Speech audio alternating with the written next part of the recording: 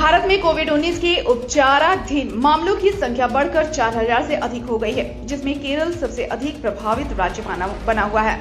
इधर झारखंड में भी अब कोरोना पैर पसार रहा है। राज्य में अब तक कुल 9 कोरोना संक्रमित पाए गए हैं। इसमें सबसे अधिक पॉजिटिव मामले राजधानी रांची के सामने आए हैं। रांची में कुल 4 कोरोना संक्रमित हैं। हालांकि राज्य में तेजी से बढ़ रहे संक्रमण के बीच स्वास्थ्य विभाग भी अलर्ट मोड पर है। स्वास्थ्य विभाग ने एहतियातन कदम उठाने शुरू कर दिए हैं। राज्य में रैंडम टेस्टिंग, निगरानी और अस्पतालों में विशेष सतर्कता के निर्देश जारी कर दिए गए हैं। राज्य में तेजी से बढ़ रहे कोरोना के मामले के बीच राज्य स्तर से रैंडम टेस्टिंग और निगरानी शुरू कर दी गई है। इसके अलावा सार्वजनिक स्थानों पर मास्क पहनना भी अनिवार्य कर दिया गया है।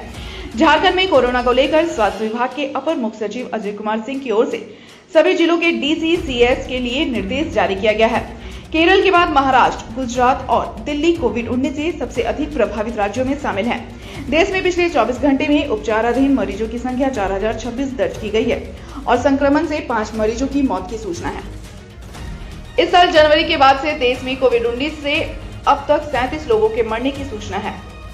देश में 22 मई को उपचाराधीन मरीजों की संख्या 257 थी और 31 देश में एक बार फिर कोरोना के केस तेजी से बढ़ रहे हैं। भारत में एक्टिव केसों की संख्या बढ़कर 4026 हो गई।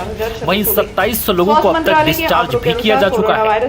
पिछले 24 घंटे की बात करें तो पिछले 24 घंटे में 5 मौतें दर्ज की गई हैं। तो वहीं कोरोना के और महाराष्ट्र में 2 मरीजों के मरने की सूचना है। आधिकारिक सूत्रों ने 31 मई को बताया था कि भारत में कोविड-19 की स्थिति की करीब से निगरानी की जा रही है।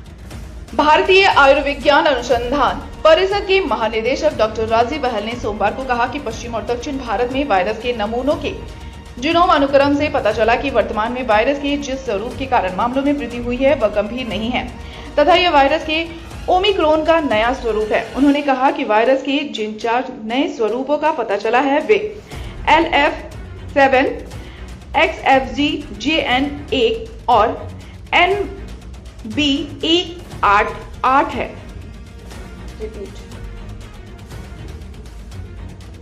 NB188 है। ये सभी ओमिक्रॉन स्वरूप से उत्पन्न हुए हैं। वायरस के LF7, XFG, JN1 स्वरूप से संक्रमण के मामले अधिक हैं। डॉक्टर बहल ने कहा, हम स्थिति पर करीब से नजर रख रहे हैं। इस वक्त हमें निगरानी रखने के साथ ही सतर्कता बरतनी चाहिए। हालांकि चिंता की कोई बात नहीं है।